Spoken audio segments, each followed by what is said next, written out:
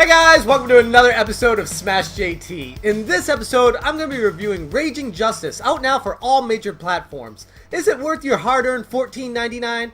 Well, in short, yes, but you definitely want to listen to the reasons why. Smash JT. Raging Justice is a side-scrolling beat-em-up that does nothing new or particularly better than games that have come before it in the past. Games like Streets of Rage and Final Fight, Double Dragon, all those kind of side-scrolling beat-em-ups come to mind as games that do what this game does extremely similar. But that doesn't necessarily make it a bad game. On the contrary, each time I played Raging Justice, I kept wanting to come back for more. While painfully challenging with high difficulty spikes, especially towards the end and the later levels, it was equal parts frustrating and fun. Raging Justice isn't one of those games that I necessarily expected to be spending very much time with when I first got it. In fact, I didn't even ask the publisher Team 17 to send me a review code for it. They just took the initiative and said, "Hey Jeff, we want you to check this game out if you get a chance. It's a new game coming out and we think you'd like it."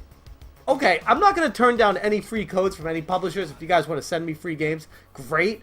But I don't have time to play every single game out there. So when I got this, I was like, yeah, I'll throw it on my Switch. Yeah, I'll play it for a live stream and see what it's like just to show people what it is. And I was really surprised at how taken back I was at the depth of this game. It seems to go on forever with the stuff you can do, the combos, the equipment you can pick up, the things you can ride, like lawnmowers, over these enemies. There's so many different things in this game to keep it fresh, and so many different game modes that for $15, if you enjoy side-scrolling beat-em-ups, this game is absolutely one that you must buy. As far as the storyline is concerned, it's basically non-existent. They give you a brief introduction at the beginning of the game. Basically, you select one of now 3 cops that you can pick from. It used to be 2. They've added a 3rd character that are all cops. You're trying to save the mayor that was kidnapped by a bunch of criminals. And by a bunch of criminals, I mean it's a whole crap ton of people that you're going to be fighting in this game. In all honesty, I really couldn't care less about the storyline. I cared more about the gameplay, because in a beat-em-ups game, does anyone really care about the storyline? Really? Now, something that did throw me for the loop was the graphics in this game. It's like a weird claymation style that at first I wasn't the biggest fan of. I thought it was kind of silly, and the characters were obnoxiously large with tiny heads and weird graphical styles, weird art direction. I didn't know what they were thinking of with this game when I first started playing it, because it was so different from most games that everyone's played before. And again, that doesn't necessarily make it bad, because the more I played this game, the more I enjoyed the art style as well. As far as the sound and music in this game are concerned, they were on point. The baseball bat whacking someone in the face was extremely satisfying, and the music fit the atmosphere perfectly.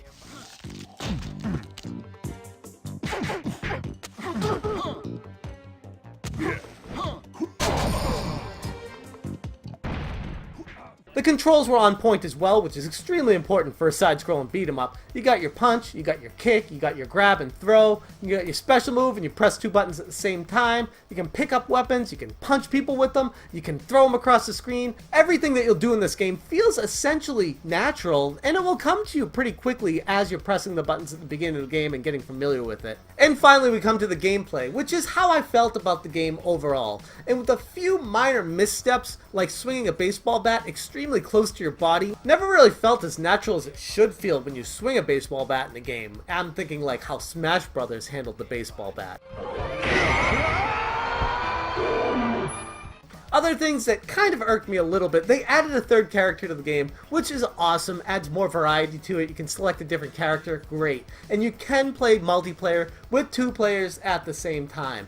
But I really wish when they added a 3rd player in, they allowed you to actually play multiplayer 3 players at the same time. That would have been absolutely incredible. As it stands though, 2 players is perfectly suitable for you and your buddy to pass time and kick the crap out of a bunch of bad guys. That's why my final score for Raging Justice is a 7.75. The game at its core is a ton of fun. Anybody who tells you they don't like this game, most likely hasn't played it enough to realize the depth that's actually involved with it. If I were to have reviewed this game after one playthrough, it would have gotten a much lower score. But after playing through it multiple times, I've noticed a ton of little intricacies that really add to the overall character of the game. Like when you deal a final blow to an enemy, they give off a different sound effect so that you know that they're dead. You don't have to keep looking at their health bar to see how much more energy they have before moving on to the next enemy. Little things like that you pick up on while you play the game more and more, and honestly, it's so much fun trying to get onto the leaderboards, especially right now seeing as the game is newly minted. If you're a fan of beat 'em ups, $15 is an absolute bargain for this game, especially early on if you're trying to get into the leaderboards. Like I mentioned, this is a great time to jump in, because later on, as we know, when games are out there for a long time, people like Paul Tessie show up and they get these scores that are nearly unbeatable, and you have no chance of reaching the leaderboards. So I'm on the leaderboards right now. That proves that anyone who plays this game today has a chance to get on the leaderboards. And for that reason alone, it makes it a great idea to purchase this game as soon as possible. If you don't care that much about leaderboards, or if you're not that big of a fan of beat 'em ups, then wait on a sale for this game. But regardless, it's a perfect pick up and play game for you and your buddy. Even if you're not the biggest fan of beat 'em ups, you're sure to have fun with this one. Anyways, that's all I got for you guys today. Let me know down in the comments below what you think about Raging Justice. And as always, thank you so much for watching. Have a good one.